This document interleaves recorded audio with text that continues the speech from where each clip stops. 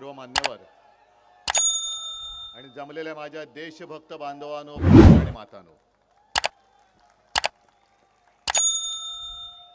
महाराष्ट्राच्या निवडणुकीतला आता शेवटचा टप्पा येत्या 2-5 दिवसावरती आलेला आहे. कधी नव्हे तेवढा महाराष्ट्र आज संतप्त आहे, उद्वेग आहे महाराष्ट्रामध्ये आणि कोणत्याही परिस्थितीमध्ये इंडिया आघाडीचं सरकार आणणार म्हणजे आणणारच हा महाराष्ट्राने निश्चय केलेला आहे. आज छत्रपती संभाजी महाराजांची जयंती, त्याच्यामुळे आपल्या सर्वांच्या वतीने छत्रपती संभाजी महाराजांना विनम्र अभिवादन करतो.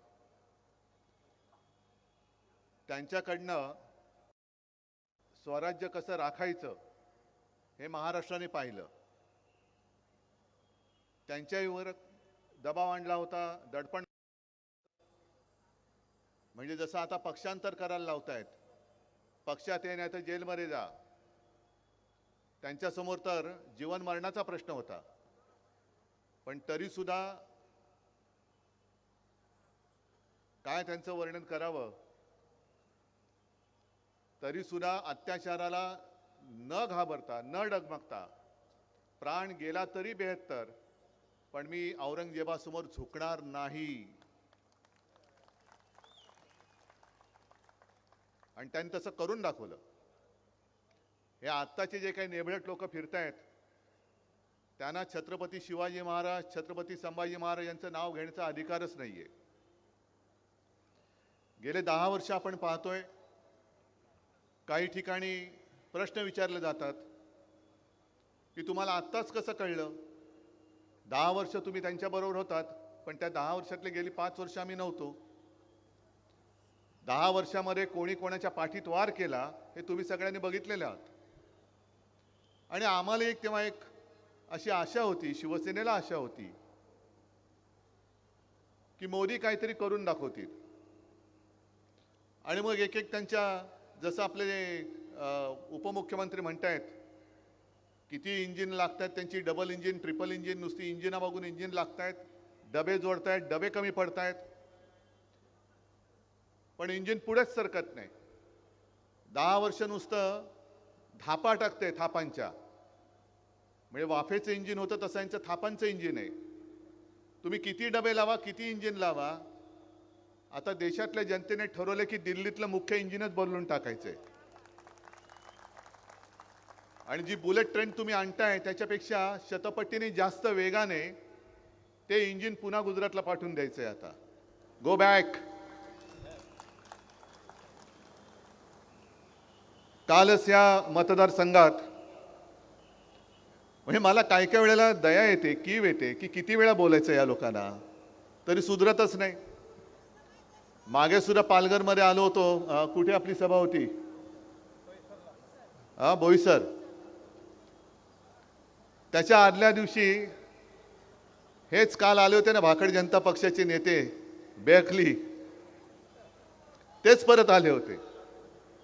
मी बेअकली एवढ्यासाठी म्हणालो कारण मी माझ्या सभेत बोललो होतो की यापुढे जो शिवसेनेला नकली म्हणेल तो बेअकली आहे. त्याच्यामुळे काल ते बोलले म्हणजे ते बेअकली आहेत. आणि ज्याला अक्कल असते त्याला एकदा सांगितलेलं कळतं, यांना कळतच नाही म्हणून हे बेअकली आहेत. मला काय काय प्रश्न विचारून गेले की उद्धव ठाकरे याच्यावरती बोलावं, उद्धव ठाकरेंनी त्याच्यावरती बोलावं. मी अमित शहाना सांगतोय, जे बोईसरच्या सभेत बोललो होतो तेच परत सांगतोय की तुम्हाला जरा जरी अक्कल असेल तर माझ्याबरोबर व्यासपीठावरती या आणि कुठे म्हणाल तिकडे तुमच्याबरोबर मी चर्चा करायला तयार आहे. तुम्ही वाटेल ते प्रश्न विचारा, मी बोलायला तयार आहे, पण मी जे प्रश्न विचारेन त्याच्यावरती तुम्ही बोला. मध्ये त्यांनी मला प्रश्न विचारला होता की उद्धव ठाकरे राम मंदिरात गेले नाही, त्यांनी प्रभू श्रीरामाचा अपमान केला. अहो अमित शहाजी, तुम्ही मुहूर्त काढणारे कधीपासून झालात? तुम्ही सांगाल तो मुहूर्त मी मानायला मी काय तुमचा अंधभक्त नाहीये. तुमची पालखी उचलायला मी काय अंधभक्त नाहीये. मी स्वतः मुख्यमंत्री होण्याच्या आधी आणि मुख्यमंत्री झाल्यानंतर अयोध्येला जाऊन राम मंदिराचं रामलल्लाचं दर्शन घेऊन आलेलो आहे आणि मला तुम्ही प्रश्न विचारता राम मंदिरामध्ये उद्धव ठाकरे अजून का गेले नाहीत, त्या सोहळ्याला का? मी कुठे होतो आपण सगळ्यांनी बघितले, काळाराम मंदिरात गेलो होतो. पण अमित शहाजी मला तुम्हाला प्रश्न विचारायचा आहे, त्यावेळेला तुम्ही सगळी भाऊ गर्दी अशी जमवली होती, सगळे बॉलिवूडचे कलाकार होते, त्याच्यामध्ये काही तुमचे आता नवी सोबती भ्रष्टाचारी ते पण होते. माझ्या देशाची अस्मिता असं ते तुम्ही मोठं मंदिर उभं केलं, तुम्ही नाही केलं, कोर्टाच्या निकालाने ते झालं, पण श्रेय तुम्ही उपटायला गेलात. मग देशाच्या अस्मितेचा प्रश्न असणाऱ्या राम मंदिराच्या लोकार्पण सोहळ्याच्या वेळेला माझ्या देशाच्या राष्ट्रपती महामहिम द्रौपदी मुर्मूताई का नव्हत्या, ह्याचं उत्तर तुम्ही द्या. का मुर्मूबाईंना, त्या आपल्या महामहिम राष्ट्रपतींना तुम्ही गाभाऱ्यामध्ये का घेऊन गेला नाहीत? आदिवासी आहेत म्हणून. आणि याच तुमच्या बुरसटलेल्या गोमूत्रधारी मानसिकतेविरुद्ध महामानव डॉक्टर बाबासाहेब आंबेडकरांनी लढा दिला होता. त्याच काळाराम मंदिरात तुम्ही तिथे जेव्हा तुमच्यावरती कॅमेरा ठेवून, म्हणजे मोदीजींवरती कॅमेरा ठेवून राम राम राम राम करत बसला होता, तेव्हा मी त्या काळाराम मंदिरात गेलो होतो. हे काय तुम्हाला माहिती नाही? ठीक आहे, मला जास्त काय त्यांच्यावरती बोलण्यासारखं आहे असं काय वाटत नाही. पण मोदी आणि शहा दोघांनाही मला सांगायचं आहे की तुम्ही देशभर फिरता आहात, महाराष्ट्रामध्ये फिरता आहात, तुम्हाला जरा जरी काही संवेदना आहेत का? कारण तुम्ही आता जे काय मतांची भीक मागत सगळीकडे फिरताय, तुमच्या दिमतीला सगळं काही आहे, जनतेच्या पैशातून सगळ्या ज्या काय सोयी सुविधा आहेत, मग कदाचित एअरफोर्सची विमान आहेत, हेलिकॉप्टर्स आहेत, सगळ्या तुमच्या बुलेट प्रूफ गाड्या, जॅमर, जिथे जिथे मोदी जातात तिकडे एअरफील्ड बंद करून टाकतात. सर्वसामान्य माणसांना जाता येत नाही तिकडे. जिथे सभा असते तिथे पूर्ण, म्हणजे पुण्यात सभा झाली, जणू काही लष्कराची छावणी असावी अशा पद्धतीने बंदोबस्त लावला होता. आणि असं सगळं छान शोकी करून तुम्ही मतांची भीक मागता, आणि ज्यांच्याकडे भीक मागता तुम्ही त्यांचा कधी विचार केलाय? आता तुम्ही तुमचे जे काही जोडे झिजतच नाही म्हणा, पण जेव्हा माझा शिकलेला तरुण किंवा तरुणी रोजगारासाठी सगळीकडे दारोदारी फिरत असतो, कोण देत नाही त्याला, मग तुम्ही मत मागितल्यानंतर आम्ही तुम्हाला मत देतो. 2 कोटी रोजगार तुम्ही देशाला देणार होतात, मग तीच माणसं तुमच्या त्या भूलथापांना भुलून त्यांनी तुम्हाला मतदान केलं होतं, आणि मग ते दारोदारी जेव्हा वणवण फिरतायत, त्यांची काय हालत होत असेल? त्यांच्या दिमतीला पोलीस, सैन्य, एअरफोर्सची विमानं नाही आहेत, गाड्या नाही आहेत. घरी गेल्यानंतर आई वडील विचारतात, काय रे नोकरी मिळाली का? नोकरी मिळत नाहीये. स्वतःचं घर कसं चालवायचं, वय निघून चाललंय. 10 वर्ष गेली तुमच्या नादी लागून. म्हणजे त्यावेळेला जे 25 वर्षाची मुलं होती ती आज 35 वर्षाची झाली, तरी त्यांना नोकरी नाहीये. आणि तुमची एक टर्म झाली, दुसरी टर्म झाली, तिसरी टर्म झाली. किती वेळा तुम्हाला एक्सटेन्शन द्यायचं? एक तर तुम्ही कायमस्वरूपी रोजगार आणतच नाही आहात. कॉन्ट्रॅक्ट लेबर, सगळे कायदे, त्याला काळे कायदे म्हणावे का लागतात, हा प्रश्न तुम्ही विचारा ना स्वतःला. म्हणजे सगळ्यांना बाकीच्यांसाठी कॉन्ट्रॅक्ट लेबर, अग्निवीर 4 वर्षासाठी, म्हणजे त्याला 4 वर्ष झाल्यानंतर तो किती उत्तम काम करणारा असू दे, पण त्याचं कॉन्ट्रॅक्ट संपलं, तू जा, तुझी गरज नाही. म्हणजे कंत्राटी पद्धतीने संपूर्ण देशभर तुम्ही कामगार उपलब्ध करताय, ज्याच्या भविष्याचा काही तो वेधच घेऊ शकत नाही. मग तुमचं सुद्धा कॉन्ट्रॅक्ट आता रद्द का करू नये, हा जनतेने प्रश्न तुम्हाला विचारला, तर उत्तर काय तुमच्याकडे? तुमची सुद्धा 5 वर्ष झाली, 5 वर्ष, 5 वर्षानंतर एक्सटेन्शन, त्याच्यानंतर पुन्हा एक्सटेन्शन, किती? आणि माझ्यावरती तुम्ही टीका करता, पवार साहेबांवरती करता. मी म्हणे माझ्या मुलाला मुख्यमंत्री करायचंय म्हणून मी निवडणूक लढवत आहे, पवार साहेबांना सुप्रियाला करायचंय. अहो ठीक आहे, आम्ही आमच्या मुलांसाठी करतो, पण तुम्ही स्वतः नवरदेव बनून तिकडे बोल्यावरती उभा आहे, किती वेळा राहणार तुम्ही? एकदा झालं, दोनदा झालं, तुमची हौसच भागत नाही. मी पुन्हा येईन. अरे घरी जा रे, आता खूप झालं, घरी जा आता. मग स्वतःसाठी लढतायत. त्यांना लाज नाही वाटत. म्हणजे स्वतः पहिलं मोदीजी, तुम्ही घराणेशाहीवरती आरोप करता, मग पहिली तुम्ही खुर्ची सोडा ना. सोडा खुर्ची. नाही होणार मी पंतप्रधान, सांगा देशाला जर हिंमत असेल तर. होत तर नाहीच आहात तुम्ही, ते तर देशाने ठरवलंय. आणि आज त्यांनी जाऊन निवडणूक अर्ज भरला, मग पुन्हा जरा ते गहीवरून वगैरे त्यांना आलं असं म्हणतात. गहीवरून बरं येतं. आणि त्यांनी सांगितलं की 2014 में मुझे गंगा माँ ने बुलाया था और अब ऐसा लगता है कि गंगा माँ ने मुझे गोद ले लिया है. अच्छी बात है मोदी जी, बहुत अच्छी बात है. जिस गंगा माँ ने आपको बुलाया था, उसी गंगा माँ में कोरोना के समय में लाशें बह रही थी, तब माँ गंगा के आंसू आपको दिखाई नहीं दिए? वो मेरी गंगा माँ आक्रोश कर रही थी, ये क्या हो रहा है? काय तुम्हाला त्या गंगेमध्ये मृतदेह सोडण्यासाठी गंगा माँ ने बोलवलं होतं? इसलिए आपको बुलाया था माँ गंगा ने कि आओ आओ बेटा आओ और मेरी बहती धारा में लाशें छोड़ो, इसलिए आपको बुलाया था. तो संपूर्ण जो काय काळ होता, तिकडे तो हरिश्चंद्र घाट, जागा कमी पडत होती, चिता पेटल्या होत्या. आणि मग जागा कमी पडली म्हणून मृतदेह असे गंगेमध्ये सोडून दिले होते. त्याची सुद्धा चित्रीकरण झाले, फोटो आलेत. हे मोदी जी, आप शायद भूल गए होंगे, लेकिन गंगा माँ और देश की जनता नहीं भूली है. किस लिए आप जा रहे हैं वहां पे, और गंगा माँ आपको क्यों गोद ले? क्या गंगा माँ के अपने सुपुत्र हो, तो ऐसा कौन सा काम आपने किया है? काय तुम्ही गंगेसाठी केलंत काय? पण गंगेचा तुम्ही अपमान केलात. तिकडे गुजरातमध्ये सुद्धा जागा पुरत नव्हती म्हणून मैदानामध्ये सार्वजनिक चिता पेटल्या होत्या. आणि तुम्ही आमच्यावरती आरोप करता. कोरोना काळात भ्रष्टाचार केला. अमित शहाने आमच्यावरती आरोप करायचा, घराणेशाहीचा करायचा. ज्यांचा मुलगा, त्याला काय क्रिकेटमधलं काय कळत नाही, तो जय शाह, त्या क्रिकेट कंट्रोल बोर्डाचा अध्यक्ष. भ्रष्टाचाराचा आरोप कोणी कोणावर करायचा? आज सुद्धा एक फोटो आला, ती एक बातमी झाली. आता यांच्या आजूबाजूला सगळे जे सगळे सोयरे आहेत, त्यातले एक प्रफुल्ल पटेल, कशासाठी प्रसिद्ध? विमान खरेदी घोटाळा, भाड्याचा वगैरे, त्याच्यात त्याला क्लीन चिट देऊन टाकली. आणि मी स्वतः 2019च्या निवडणुकीमध्ये मुंबईमध्ये मोदीजींची सभा झाली, तेव्हा मी त्यांचा लहान भाऊ होतो. आता कोण आणखीन लहान भाऊ उपटतील कोण त्यांचे मला माहित नाही. दर दर दर निवडणुकी माझे लहान भाऊ, मग तो भाऊ म्हणतो आता कुठे जाऊ. आणि माझ्या समोर बोललेत मोदी, खास करून प्रफुल्ल पटेलला. इक्बाल मिर्ची नाव ऐकलं ना तुम्ही? दाऊदचा सहकारी होता असं म्हणतात.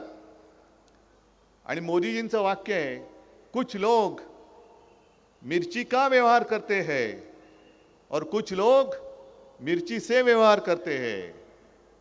मग त्या मिर्ची से व्यवहार करणाऱ्या प्रफुल्ल पटेलांनी आज अर्ज भरायला गेले. मी 19 साली मला बोलवलं होतं तिकडे. म्हणजे आज बोलवलं नाही याचं दुःख नाही, उलटा आनंद आहे. गेल्या वेळेला बोलवलं होतं त्याचं दुःख आहे. पण हे गेले ते गेले. आणि संभाजी महाराजांची आज जयंती आहे. छत्रपती शिवाजी महाराज आपलं दैवत आहे. आज सुद्धा जर का पुतळा बघितला तर त्यांचा जो जिरेटोप आहे, ती त्यांची ओळख आहे.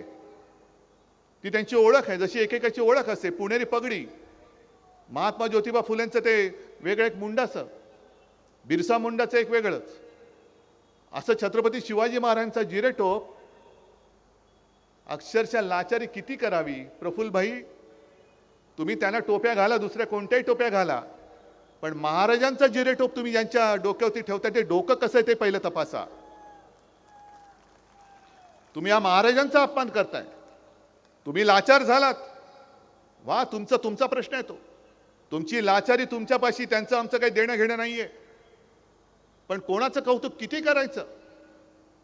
मोदीजींच्या चरणी लीन होताना तुम्ही माझ्या छत्रपतींच्या जिरेटोपाची ती जी काही होती शान, ती घालवता. असं काय नेमकं मोदीजींनी केलंय महाराष्ट्रासाठी? इथे तुम्ही सगळेजण जमलेला आहात. पालघर हा मतदारसंघ आहे. मला सांगा, ह्या सगळ्या त्यांच्या अट्टाहासापायी किती जमीन आता तुमच्याकडे शिल्लक राहिले? सगळे 5-5 प्रोजेक्ट रेल्वेचे हे सगळे गुजरातकडे. बुलेट ट्रेन गुजरातला. तुम्ही जाणारच कोण बुलेट ट्रेनवरनं? वसईला थांबणार आहे का बुलेट? तुम्ही तुमचं काम केलं होतं. आणि मी महाराष्ट्रामध्ये जिथे जिथे जातो तिकडे पहिला प्रथम हात जोडून माफी मागतो, कारण मीच ते पाप केलं होतं. मोदीजींना पंतप्रधान करण्यासाठी मतं मागितली होती तुमच्याकडे. मीच पाप केलं होतं. आता मला त्याची लाज वाटते. आणि तुम्ही विचार करा, मगाशी मी जे सांगत होतो की तुम्ही त्यावेळेला भाजपाबरोबर गळ्यात गळा घातला होता, बरोबर आहे. पण जो भाजपा अटलजी आणि अडवाणीजींच्या वेळेला होता तो भाजपा आता राहिलेला नाहीये, अजिबात राहिलेला नाहीये. जो भाजप, ज्या शिवसेनेनी त्यांना कठीण काळात जी एक मदत केली, तुम्ही विचार करा.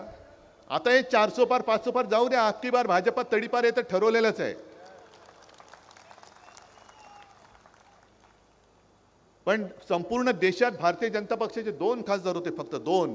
तुम्हाला कोणाला माहिती आहे? 2च खासदार होते. आणि तेव्हा जर का शिवसेनेने साथ दिली नसती तर मोदीजी तुम्हाला दिल्लीचं तख्त नसतं दिसलं. अटल बिहारी वाजपेयी तुम्हाला केराच्या टोपलीत टाकायला निघाले होते. त्या दंगलीनंतर राजधर्म का पालन करना होगा हे त्यांचं वाक्य होतं. आणि अख्ख्या देशामध्ये एकमेव व्यक्ती हिंदू हृदय सम्राट ही तुमच्यासोबत तुमच्या पाठी उभी राहिली नसती तर मोदीजी तुमचा उदय देशाच्या क्षितिजावरती झाला नसता. मग 14 साली तुम्ही माझी सही घेतलीत पंतप्रधान व्हायला, 19 साली घेतलीत. आणि 19 साली तुम्ही पंतप्रधान झाल्यानंतर तुम्ही शिवसेनेचा विश्वासघात केला, उद्धव ठाकरेचा विश्वासघात केला. बरं, घरी येऊन तुम्ही गेलात. ज्या शिवसेना प्रमुखांच्या पुत्राने तुमच्या पंतप्रधान पदाच्या पाठिंब्याच्या पत्रावरती सही केली, मला खरोखर लाज वाटते की एवढी माणसं निर्ढावलेली कशी असू शकतात. ते आज मला बालासाहेब की नकली संतान म्हणतात. नकली संतान म्हणजे हा एवढा खालच्या पातळीवरती विचार करणारा माणूस, त्याच्या हातात आपण देश म्हणजे आपल्या देशाचं भवितव्य म्हणजे तुमचं आणि तुमच्या पुढच्या पिढ्यांचं आयुष्य द्यायचं.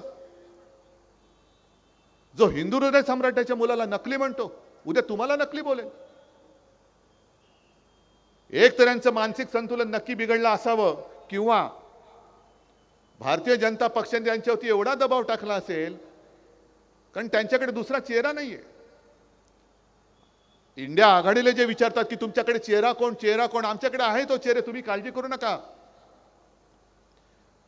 पण प्रश्न भाजपाला पडलाय की हा चेहरा चालत नाही, मोदींचं नाणं चालत नाही, आता दुसरा आणायचं कुठून आयत्या वेळेला. आणि अरविंद केजरीवाल जे बोललेत तो एक विचार करण्याची गोष्ट आहे. कारण मोदींनीच सांगितलं की 75व्या वर्षी निवृत्त झालं पाहिजे. मोदीजी तुम्ही या वर्षीच निवृत्त होत आहे, या वर्षीच, आता या 4 जूनला.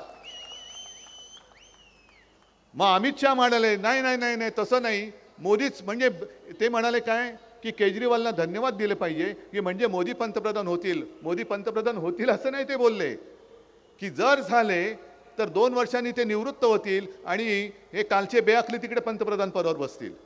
आणि म्हणून अमित शहा मेहनत करतात की काय? म्हणून अमित शहा मेहनत करताय. मग अमित शहा जे बोलले की 75 वय हे मोदींसाठी नाहीच आहे म्हणजे मोदी खोटं बोलतायत. मग निवृत्ती कोणाला? फक्त अडवाणींसाठी, मुरली मनोहर जोशींसाठी. जे सगळे सुसंस्कृत चेहरे होते भाजपातले त्यांना तुम्ही 75व्या वर्षी निवृत्त करणार आणि मोदींसाठी निवृत्तीचं वय ठरलेलं नाही. म्हणजे स्वतःच्या पक्षात खोटं बोलतायत, देशाशी खोटं बोलतायत आणि पुन्हा मतं मागतायत. मी शिवसेनेचा जो वचननामा दिलेला आहे तो तुमच्यापर्यंत पोहोचला असेल. मी त्याच्यामध्ये भरमसाठ वचनं नाही दिलीत, मी एक 4-5च वचनं दिलेली आहेत. एक पहिलं वचन जे मी शपथ घेऊन तुम्हाला सांगतो की आपलं इंडिया आघाडीचं सरकार आल्यानंतर जे आपल्या महाराष्ट्राचं म्हणजे तुमचं हक्काचं, तुमची रोजीरोटी, जे वैभव मोदी आणि शहानी लुटून गुजरातला नेले ते मी पुन्हा महाराष्ट्रात आणून दाखवल्याशिवाय राहणार नाही. बघतो कोण आडवा येतो. आमचा गुजरातबद्दल आकस नाही, मी प्रत्येक सभेत सांगतोय. जे गुजरातच्या हक्काचं असेल ते जरूर आम्ही देऊ. आम्ही इंडिया आघाडीचं सरकार सुद्धा गुजरातला देऊ. पण गुजरातला देताना तुम्ही माझ्या महाराष्ट्राचा हक्काचा घास, तोंडातला घास काढून जर देणार असाल तर तुमच्या महायुतीचा मत मागणारा हात आम्ही आजच निवडणुकीत कापल्याशिवाय राहणार नाही.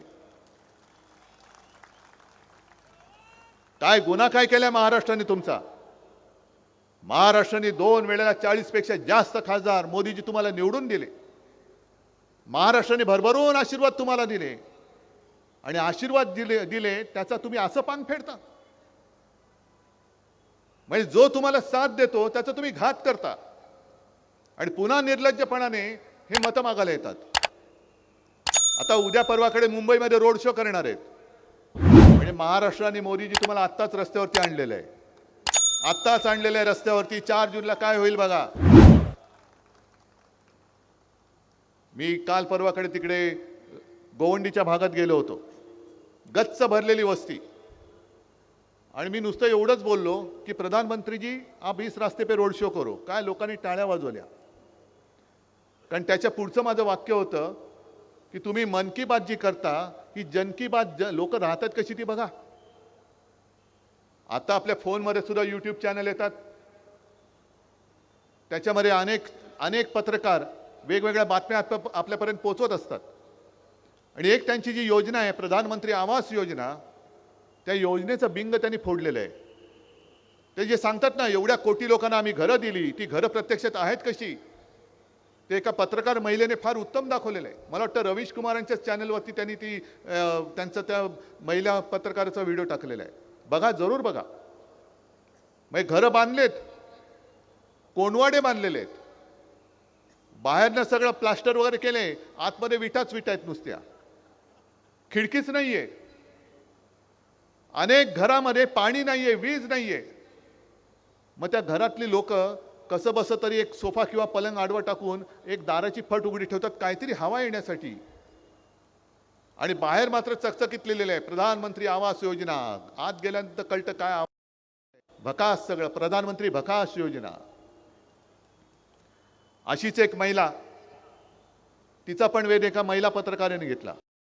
तिचा तर पेपरमध्ये फोटो छापून आला, लक्ष्मीबाई तिचं नाव असेल, आणि मोठा फोटो छापून आला जाहिरातीत की लक्ष्मीबाईला तिचं हक्काचं घर मिळालं आणि तिच्यासारख्या 25 लाख कुटुंबांना हक्काचं घर मिळालं.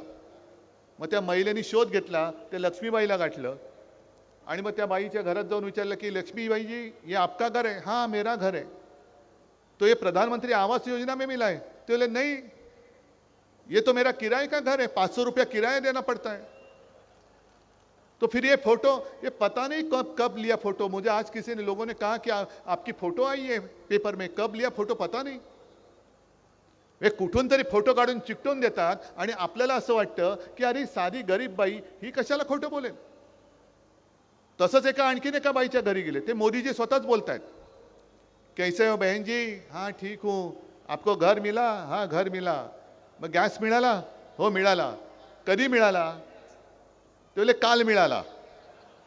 मग आज पंतप्रधान येणार म्हणून आज त्यांना गॅस सिलेंडर दिला. मग प्रधानमंत्री जरा चक्रावले. मग त्यांनी काय सांगितलं की आजपर्यंत आम्ही 10 कोटी लोकांना गॅसची जोडणी करून दिलेली आहे, तुमचा नंबर 10 कोटी वा आला. काय 10 कोटी वा नंबर तुमचा आला. मग ती बाई पण बोलत माझ्या आधी 10 कोटी लोकांनी दिले आणि मी 10 कोटी, केवढा नशीबवान आहे मी. ही सगळी बनवाबनवी, सगळी फसवाफसवी. जीएसटी मध्ये किती लोक खुश आहेत? व्यापारी कोण आलेत? तुम्ही जा विचारा, दुकानदारांना विचारा, छोटे व्यापारी आहेत त्यांना विचारा. जीएसटी तुम्हाला सुलभपणाने हप्ते भरता येतात म्हणजे तुमचा कर की जाच आहे त्यांना विचारा. आणि मी त्यांना वचन देतोय, आपलं इंडिया आघाडीचं सरकार आल्यानंतर हा जो कर दहशतवाद आहे तो आम्ही संपवून दाखवल्याशिवाय तुम्हाला राहणार नाही. आम्ही संपवतो हा कर दहशतवाद. ही सगळी जी माणसं आहेत, अरे तुम्ही यांच्या आयुष्यातला आनंद हिरावून घेतलाय. जणू काही सगळे चोर आहेत. तुम्ही नोटबंदी केली होती आणि काय सांगितलं होतं की देशातला काळा पैसा आम्ही नष्ट करणार. आणि 4 दिवसापूर्वी सांगितलं राहुलजींवरती त्याने आरोप केला. आश्चर्य म्हणजे अदानी अंबानीवरती त्याने आरोप केला. म्हणजे पुन्हा तेच जे देतील साथ त्यांचा करीन मी घात. अदानी अंबानी से टेम्पो भर भर के कितना माल उठाया आपने बोलो. ओ मोदी जी, नोटबंदी करून किती वर्ष झाली? तुम्ही 100 दिवस मागितले होते, त्या 100 दिवसाचे जवळपास 3000 दिवस झाले. मग नोटबंदी करूनही काळा पैसा टेम्पो भरभरून जात असेल तर तुमची नोटबंदी फसल्याचं ही तुम्ही कबुली नाही का दिली? हे तुमचं अपयश आहे. आणि त्या नोटबंदीमध्ये जे अनेक जण रांगेमध्ये मेले, त्यांना त्रास झाला, त्याचं पाप कोणाकडे? आणि हे केवळ मी नाही बोलत, तर सर्वोच्च न्यायालयाच्या त्या महिला न्यायमूर्ती आहेत नागरत्ना, त्यांनी उघड उघड सांगितलंय की नोटबंदी हा काळा पैसा पांढरा करण्याचा एक मार्ग होता. मग त्या न्यायमूर्तीबाई बोलल्या आहेत, मोदीजी त्यांना उत्तर तुम्ही देताय. अमित शहाजी, मी नाही सांगत, त्या न्यायमूर्ती बोलतायत, द्या त्यांना उत्तर. तुम्ही आमचा घोटाळा काढताय ना कोरोना काळातला, काय आम्ही घोटाळा केलाय? पण त्याच कोरोना काळामध्ये तुम्ही तो पीएम केअर फंड काढलात आणि लाखो कोटी रुपये जमवले, त्याचा हिशोब द्या पहिला. म्हणजे स्वतःचं ठेवायचं झाकून आणि दुसरीकडे उगाच पाहायचं वाकून. काय अधिकार आहे तुम्हाला? एक तर तुम्ही गंगेमध्ये प्रेत सोडलीत, पीएम केअर फंडाच्या नावाने लाखो कोटी रुपये जमवलेत, त्याची चौकशी नाही करायची, तो चौकशीच्या कक्षेच्या बाहेर आहे. मग त्या पीएम केअर फंडाचा नेमका बाप कोण आहे? पीएमचा अर्थ काय? आणि प्रधानमंत्री त्याचे जर का अध्यक्ष किंवा त्यांच्या हातात तो नसेल तर 5 जून नंतर त्या फंडाचं होणार काय? तो कोणाच्या हातात जाणार? या सगळ्या थापा आपण नुसतं ऐकत ऐकत ऐकत ऐकत सहन करत चाललेलो आहोत. आणि आता तर कहर झाला. डॉक्टर बाबासाहेब आंबेडकरांनी लिहिलेलं संविधान ते बदलायला निघालेत. आणि हे माझ्या मनातलं स्वप्न नाहीये. भारतीय जनता पक्षाचेच माजी आमदार, माजी खासदार, काही आत्ताचे आमदार, काही माजी मंत्री, कर्नाटकातले ते हेगडे, राजस्थानमधले त्यांचे कोणतरी, ते बोलतायत आम्हाला संविधान बदलायचे म्हणून 400 पार पाहिजे. का बदलायचे संविधान? काय असं त्याच्यामध्ये काय चूक आहे? हा तुमच्या मनातला जो आकस आहे तो संविधानाबद्दल काय? कारण पुन्हा महाराष्ट्राबद्दलचा जो आकस, द्वेष, हाच त्याच्यामध्ये दिसतोय. डॉक्टर बाबासाहेब आंबेडकर महामानव हे आपल्या महाराष्ट्राचे सुपुत्र, एक साध्या दलित आणि गरीब कुटुंबात जन्मलेला माणूस. आणि असं मी ऐकलंय, असं वाचलंय की ते जेव्हा परदेशात जाऊन शिकून आले परत, तेव्हा कोल्हापूरच्या शाहू महाराजांनी त्यांचं स्वागत केलं, मोठी मिरवणूक काढली. आणि तिकडे जे सगळे दलित बांधव होते त्यांना सांगितलं की आजचा हा तुमचा नेता उद्या देशाचा नेता झाल्याशिवाय राहणार नाही. हे छत्रपती शाहू महाराज बोलले होते. एवढा त्याला दिलदारी लागते, एक मनाचं मोठेपण लागतं की दुसऱ्याचं मोठेपण मान्य करणं, एवढी दिलदारी लागते.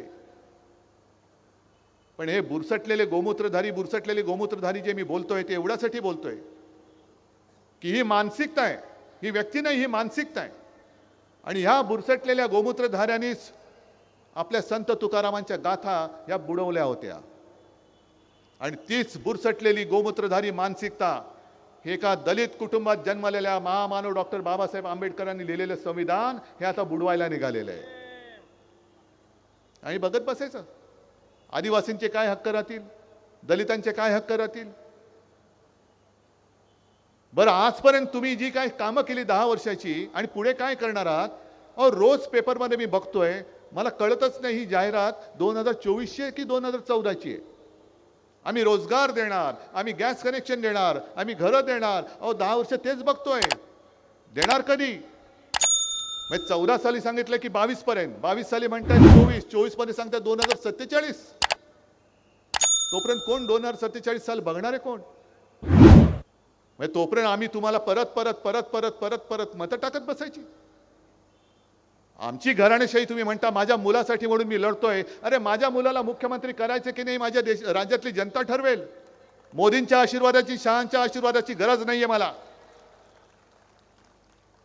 आणि मग मी त्यांना जाहीर आव्हान देतो घराणेशाहीवरती बोलायचं तर बोला, मी तुमच्या बाजूला उभं राहतो. मोदी शहा तुम्ही दोघेही राहा. तुम्ही तुमच्या घराण्याचा इतिहास सांगा असला तर मी माझ्या घराण्याचा इतिहास सांगतो. चला होऊन जाऊ द्या.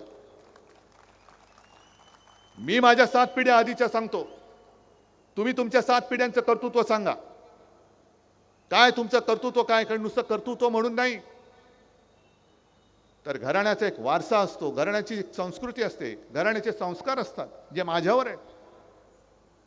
आणि मोदीजी, शहाजी, दुर्दैवाने मला आज बोलावं लागते की ज्या भाषेत तुम्ही बोलताय ही तुमची कुठली तरी तुमच्या राहत्या त्या घराच्या सोसायटीची निवडणूक नाही, ही देशाची निवडणूक आहे. संपूर्ण जग बघतंय. जग देशाचा पंतप्रधान कोणत्या भाषेत बोलतायत, देशाचे गृहमंत्री कोणत्या भाषेत बोलतायत. तुम्ही माझ्या हिंदुत्वाची बदनामी करताय, तुम्ही माझ्या देशाची बदनामी करताय. अरे उद्धव ठाकरेला संपवायचं आहे तर तुम्ही पक्ष काढला, चिन्ह काढलं, तरी देखील उद्धव ठाकरेबद्दल तुम्हाला रोज का बोलावं लागतंय. संपूर्ण सत्ता तुमच्याकडे, सगळे येत आहेत ते उद्धव ठाकरेवरती बोलतायत. काय असं उद्धव ठाकरेमध्ये काय, त्याच्यामध्ये काय आहे ह्याचा पहिला तुम्ही विचार करा ना. का ही आज माझ्या पक्ष काढला, तुम्ही चिन्ह काढलं, तरी व्यासपीठावरती माझे सगळे साथी सोबती माझ्यासोबत आहेत आणि जनता मी जिथे जातोय तिथे काय येते माझ्याकडे.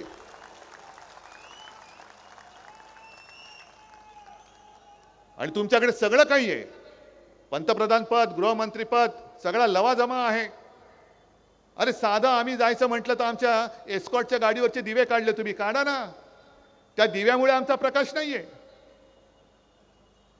तुम्हाला सत्तेचा दिवा, कारण तुमचा प्रकाश नाहीये म्हणून तुमच्या गाडीवरती दिवा लागतो. प्रधानमंत्र्यांच्या ताफ्यामधल्या दिवे का नाही काढत? प्रधानमंत्र्यांचे विमान इकडनं तिकडनं जाताना आता उद्या येणार आहेत का परवा येणार आहेत, बघा मुंबईचा एअरपोर्ट बंद करतात की नाही. ही सगळी मस्ती तुम्ही करताय. प्रधान सेवक जर असाल तर ट्रेननी फिरा ना. सोयी सगळ्या प्रधानमंत्र्याच्या आणि ढोंग गाण्याचं सेवकाचं. म्हणजे शिवसेना प्रमुख बोलायचे की जेव्हा देशाची निवडणूक येईल तेव्हा पंतप्रधानांनी राजीनामा दिला पाहिजे, राष्ट्रपती राजवट लागू केली पाहिजे, कोणी पंतप्रधान असता कामा नये, राज्याची निवडणूक लागेल तेव्हा मुख्यमंत्र्यांनी राजीनामा दिला पाहिजे. कारण पंतप्रधान हा देशाचा असतो, पंतप्रधान हा पक्षाचा असू शकत नाही. तुम्ही पक्षाचे नेते असाल पण पक्षाचे पंतप्रधान असू शकत नाही.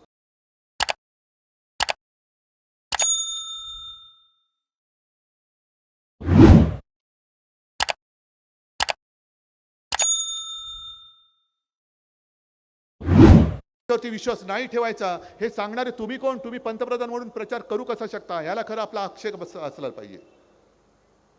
आणि साहजिकच आहे, ज्या वेळेला आमच्याकडे तर काहीच नाहीये, माझ्याकडे पक्ष नाही, चिन्ह नाही, सगळ्यांनी हरामखोरीपणा करून सगळ्या शासकीय यंत्रणांचा दुरुपयोग करून हे सगळं खेचून घेतलं. तुम्ही विचार करायला उद्धव ठाकरे बोलतोय पण याला देऊ कसं शकेल, ह्याच्याकडे काही नाहीये. आणि बाजूला मोदी बोलतायत, हे तर पंतप्रधान आहेत. मग समान नागरी कायदा नंतरचा नंतर बघू, पहिला आत्ता जो कायदा तो सगळ्यांना समान का नाही लावत? कायदा पुढे सगळे सारखे असतील तर ज्या सोयी सुविधा मला मिळतायत, ज्या अडचणी मला मिळतायत, मला येत आहेत, त्याच अडीअडचणी आणि त्याच सोयी सुविधा मोदी आणि शहाना सुद्धा तशाच मिळाल्या पाहिजेत. मोदी आणि शहानी सुद्धा देशाचे गृहमंत्री आणि देशाचे पंतप्रधान म्हणून भाकड जनता पक्षाचा प्रचार करता कामा नये. तुम्ही देशाचे पंतप्रधान आहात, आहेत ना तुमचे अध्यक्ष वगैरे, त्यांचा करा ना नड्डा टाईट आणि फिरवा त्यांना. पण हे सगळं नासून टाकलेलं राजकारण, पक्ष फोडतायत, कुटुंब फोडतायत. बरं एवढं करून सुद्धा तुम्ही उद्धव ठाकरेला घाबरता, हे मान्य का नाही करत?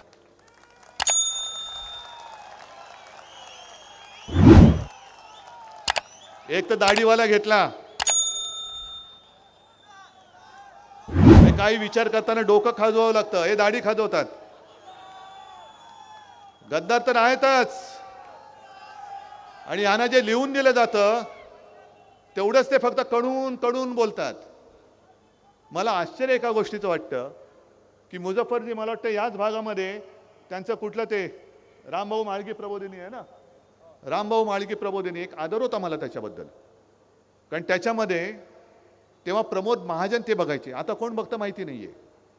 मग तिकड्यांची चिंतन शिबिरं व्हायची, संस्कार शिबिरं व्हायची. काय केलेत संस्कार तुम्ही? काय कसलं चिंतन केलं? आणि मग ती सगळी संस्कार केलेली माणसं ही कुठे गडप झाली? का तुम्हाला सभेला सुद्धा भाड्याने माणसं आणावं लागतात? पार्टनर घ्यावे लागतात? का तुम्हाला मैदानं सुद्धा भाड्याच्या माणसांकडनं बुक करावी लागतात? मग कसले संस्कार केले तुम्ही? रामभाऊंचं नाव तुम्ही का बदनाम करताय? नेमकं काय शिकवतात त्या रामभाऊ माळगीमध्ये? टाका तिकडे सुद्धा ईडी, इन्कम टॅक्स, सीबीआयचे धाडी टाका आणि नेमकं काय तिकडे शिकवतात ते बघा. मला काही वेळेला वाईट वाटतं की त्या संस्कारातनं तयार झालेली माणसं, त्यांच्याबद्दल मला आजही आदर आहे, पण त्यांच्यावरती आज जे सगळे भ्रष्टाचारी जमलेत त्यांच्या सतरंजा उचलण्याची वेळ आली. काय त्यांचं आयुष्य असेल? यासाठी केला होता अट्टहास हा भाजप तुम्हाला अपेक्षित होता? हा राष्ट्रीय स्वयंसेवक संघ, त्यांना सुद्धा मला विचारायचे की ह्याच्यासाठी तुम्ही अट्टहास केला? अनेक संघ कार्यकर्ते मला माहिती आहेत जे अविवाहित राहिले. अनेक जणांनी आपल्या कुटुंबावरती निखारा ठेवला, पण संघाच्या कार्याला वाहून घेतलं. का? कारण देशाची सत्ता आली पाहिजे. आली, पण ती आलेली सत्ता तुम्ही नासवून टाकलीत. जे तुमच्या विचाराला साथ देऊन, सोबत देऊन तुमच्या बरोबर आले होते, त्यांना तुम्ही दुश्मन मानायला लागलात. जरा काही झालं, आता सांगण्यासारखं काही नाही, मग लाव हिंदू मुसलमान वाद, धर्माधर्मामध्ये भांडणं लावायची आणि मग स्वतःच्या पोळ्या भाजायचं. हे हिंदुत्व शिवसेनेचं नाही. हे हिंदुत्व मला माझ्या वडिलांनी किंवा माझ्या आजोबांनी शिकवलेलं नाहीये. आमचं हिंदुत्व हे हृदयात राम आणि हाताला काम देणारं हिंदुत्व आहे. घरातल्या चुली पेटवणारा आहे, घर पेटवणारा नाही. आणि म्हणून या पालघरमध्ये हा जो सगळा काही विभाग आहे, एका बाजूला आदिवासी आहेत, मच्छीमार आहेत. वाढवण बंदर तर मी होऊ देणारच नाही, मोरबे पण होऊ देणार नाही. आणि आता तिथल्या मच्छीमार सोसायट्यांना त्यांना जे काय कर्ज लागतं त्याच्यावरनं ब्लॅकमेल करायचं चाललेलं आहे. घाबरू नका. हे झालं आज, आता किती 14 तारीख गेली, अजून फक्त 20 दिवस थांबा, मग बरोबर आहे ना. यांचं कर्ज जे आहे ना, हे व्याजासकट मी फेडून दाखवतो तुम्हाला. या भाजपचं कर्ज मी फेडून दाखवतो तुम्हाला. मग तिकडे मच्छीमारांना ब्लॅकमेल करायचं, इकडे वसईमध्ये तर गुंडागर्दी. तुम्हाला माहिती आहे काय भाजप नेहमी काय करतं? एक उमेदवार नाही उभा करत, एक स्वतःचा देतं आणि एक दुसऱ्याची मतं फोडायला दुसरा कोणतरी उभं करतं आणि अशीच शिटी वाजते. मग आपल्याला वाटतं की हा त्यांच्या विरोधात आहे. आता मत नाचवू नका. ही लढाई सरळ सरळ लोकशाही विरुद्ध हुकुमशाही अशी लढाई आहे. तुमच्या आयुष्याची लढाई आहे. तुमच्या भावी पिढ्यांसाठी आम्ही लढतोय. मी उद्धव ठाकरे म्हणून माझी लढाई नाही लढत, मी तुमची लढाई लढतोय. तुमच्यासाठी लढाई लढतोय. तुमच्या भरोशावरती लढाई लढतोय. तुमच्या जोरावरती आणि तुमच्या आशीर्वादावरती मी लढाई लढतोय. आणि याच्यामध्ये एक सुद्धा मत हे नाचता कामा नये. तुम्ही जर का विचार केला, प्रत्येक निवडणुकीत भाजप सत्तेवर जरूर आला, आपली साथ होती, आता ती गेलेली आहे. आणि भाजपाच्या विरोधातली मतं एकत्र केली तर भाजपचा पालापाचोळा होतो. आता तर आपली मतं सुद्धा त्यांच्यापासून तुटलेली आहेत. आता ही हुकुमशाही विरोधातली मतं ही घट्ट होऊन त्या घट्ट हातामध्ये मशाल पेटली पाहिजे. एक भारतीताई सारखी तुमच्यातलीच एक महिला, साधी महिला, आदिवासी, तुमच्या प्रश्नाची जाण असणारी, हा आवाज लोकसभेमध्ये उठलाच पाहिजे. तुमचा आवाज लोकसभेमध्ये जर कोणी तुमच्या व्यथाने वाचा फोडेल तर ती भारतीताई आहे. कारण आजपर्यंत आम्ही सुद्धा स्वीकारलं होतं, बाहेरून आलेलं पार्सल स्वीकारलं होतं. आता भाजपला सावरायला कोणीच नाहीये, म्हणून कोणाला तरी केलंय उभं. पण आता चुकू नका. आणि मला विजय हा साधा सुद्धा विजय नको, हुकुमशहाचं डिपॉझिट जप्त करून विजय पाहिजे. आणि हा विजय मिळाल्यानंतर हा विजय हा महाविकास आघाडीचा नुसता नसेल, उद्धव ठाकरेचा नसेल, भारतीताईचा नसेल, हा विजय तुमचा असेल. तुम्हीच तुमच्या विजयाचे शिल्पकार असणार आहात. आणि मला खात्री आहे की एकदा तुम्ही ठरवलं तर त्यांच्याकडे किती यंत्रणा असू दे, तुम्ही फक्त एका बोटाने हुकुमशाहीचा पराभव करू शकता. आणि तो तुम्ही कराल ही खात्री बाळगतो आणि आपली रजा घेतो. जय हिंद, जय महाराष्ट्र. गर्जा हिंदुस्तान चॅनलला सबस्क्राईब करा, आणि ताज्या घडामोडी जाणून घेण्यासाठी बेल आयकॉनवर प्रेस करा.